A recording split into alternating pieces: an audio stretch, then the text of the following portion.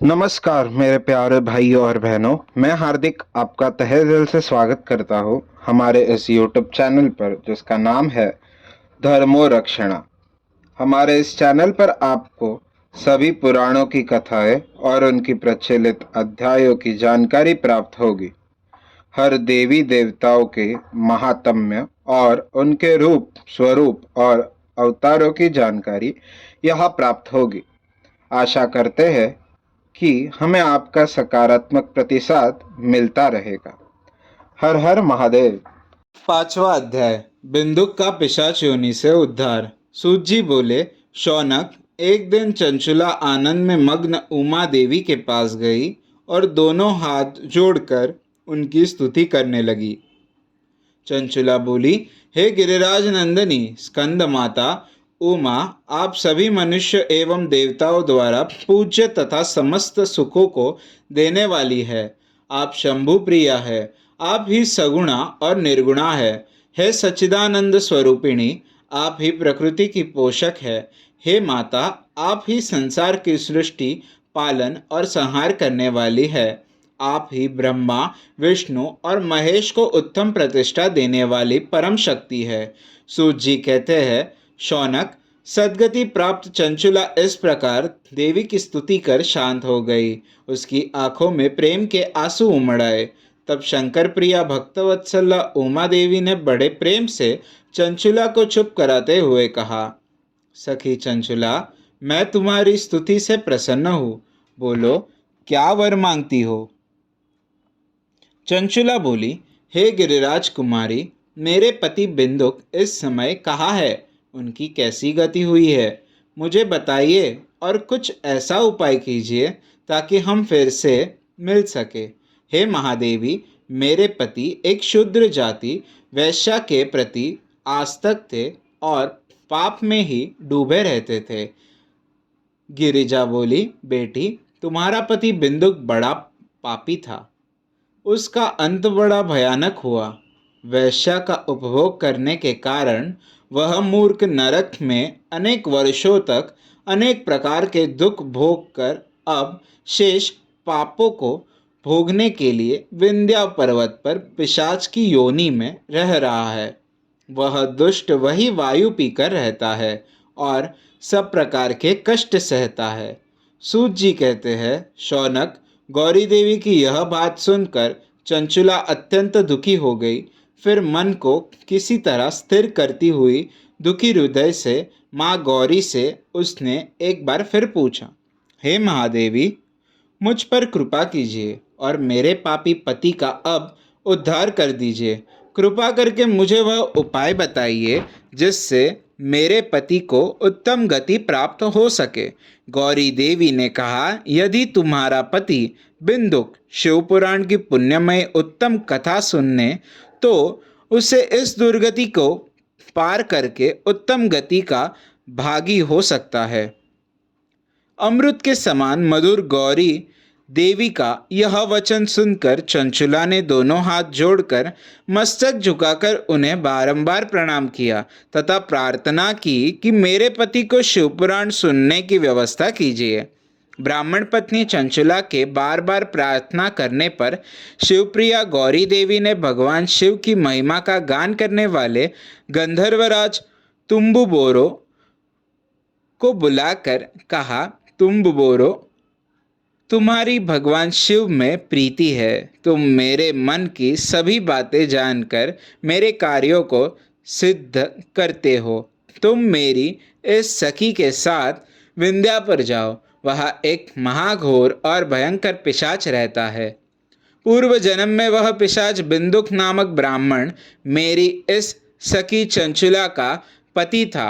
वह वैश्यागामी हो गया। उसने स्नान संध्या आदि नित्य कर्म छोड़ दिए।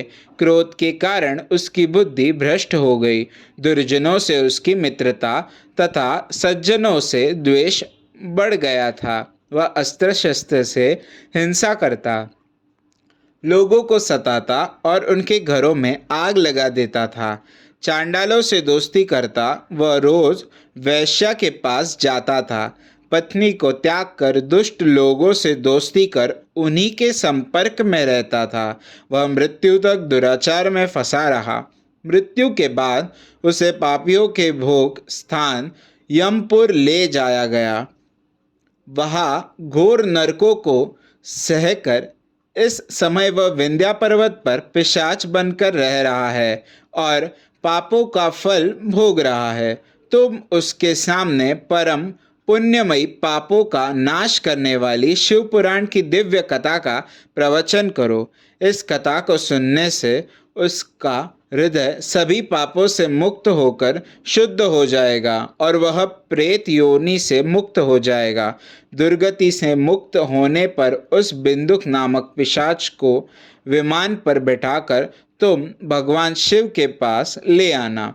सूत जी कहते हैं, शौनक, माँ उमा का आदेश पाकर गंधर्वराज तुम्बबोरो प्रसन्नतापूर्वक अपने भाग्य की सराहना करते हुए चंचुला को साथ लेकर विमान से पिशाच के निवास स्थान विंध्या पर्वत गया। वहां पहुंचकर उसने उस विकराल आकृति वाले पिशाच को देखा। उसका शरीर विशाल था, उसकी ठोड़ी बड़ी थी। वह कभी हंसता, कभी रोता, कभी उछलता। महाबली तुम्बबोरो ने बिंदुक नामक पिशाच को पाशों से बांध लिया। उसके पश्चात तुम्बबोरो ने शिवपुराण की कथा बांधने के लिए स्थान तलाश कर मंडप की रचना की। शीघ्र ही इस बात का पता लोगों को चल गया कि एक पिशाच के उद्धार हेतु देवी पार्वती की आज्ञा से तुम्बबोरो शिवपुराण की अमृत कथा सुनाने विंध्या पर्वत पर आया है। उस कथा को सुनने के लोभ से बहुत से देव ऋषि वहां पहुंच गए। सभी को आदरपूर्वक स्थान दिया गया। पिशाच बिंदुक को पाशों में बांधकर आसन पर बिठाया गया और तब तुम्बबोरो ने परम उत्तम शिव पुराण की अमृत कथा का गान शुरू किया। उसने पहली विद्येश्वर संहिता से लेकर 7वीं वायु संहिता तक शिव पुराण की कथा का स्पष्ट वर्णन किया। सातों संहिताओं सहित शिव पुराण को सुनकर सभी श्रोता कृतार्थ हो गए। परम पुण्यमय शिव पुराण को सुनकर पिशाच सभी पापों से मुक्त हो गया और उसने पिशाच शरीर का त्याग कर दिया। शीघ्र ही उसका रूप दिव्य हो गया। उसका शरीर गौर वर्ण का हो गया। शरीर पर श्वेत वस्त्र एवं पुरुषों के आभूषण आ गए। इस प्रकार दिव्य देहधारी होकर बिंदुक अपनी पत्नी चंचला के साथ स्वयं भी भगवान शिव का गुणगान करने लगा। उसे इस दिव्य रूप में देखकर सभी को बहुत आश्चर्य हुआ। उसका मन परम आनंद से परिपूर्ण हो गया। सभी भगवान महेश्वर के अद्भुत चरित्र को सुनकर कृतार्थ हो उनका यशोगान करते हुए अपने अपने धाम को चले गए। बिंदुक अपनी पत्नी चंचुला के साथ विमान में बैठकर शिवपुरी की ओर चल दिया। महेश्वर के गुणों का गान करता हुआ बिंदुक अपनी पत्नी चंचुला व तुम्बबोरो के साथ शीघ्र ही शिवधाम पहुंच गया। भगवान शिव व देवी पार्वती ने उसे अपना पार्षद बना लिया।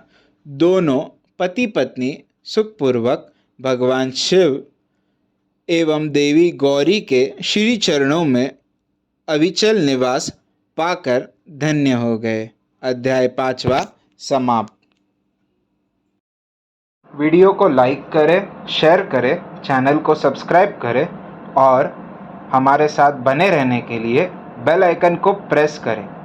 हमारे सनातन संस्कृति की जानकारी के लिए और उनके साहित्यों की जानकारी को प्राप्त करने के लिए हमारे साथ बने रहिए इस चैनल पर, जिसका नाम है धर्मो रक्षणा। हर हर महादेव।